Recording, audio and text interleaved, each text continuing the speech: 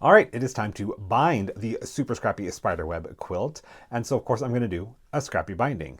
So this is the Scrappy binding die by AccuQuilt. I actually helped design this die. It's the first die I got to help design. So there are 4 different shapes on this die, and they are pieces that are 2.5 inches wide with a 45-degree angle on both sides, and they finish at 6 inches, 8 inches, 10 inches, and 12 inches. So one layer is going to cut 36 inches of binding. I need to cover this about 7 times to get enough to bind this quilt, so I'm just going to layer on some scraps to cover the shapes and start cutting. Before I pull my scrap bin back out, I'm going to take the offcuts after I trimmed up the quilt and use these larger chunks.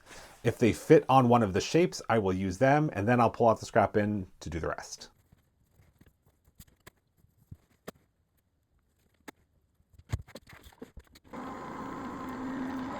So when you use this die, you do want to make sure that all of your fabric is right side up. And that is so when you go to join your pieces, the angles are correct. If you had some of these upside down, when you go to join them, your angles would not continue in a straight line. All right, I've got all of my pieces cut out, so now I can join them together to create my binding.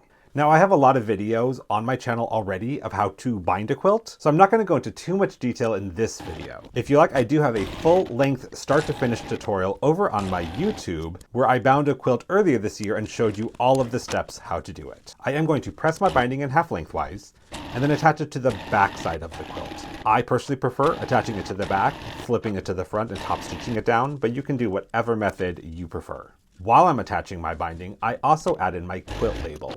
I use custom corner quilt labels that just get attached in the binding, do not require any hand stitch. And I also have some generic, albeit a little snarky, versions of these labels available on my website for you to use on your own quilts.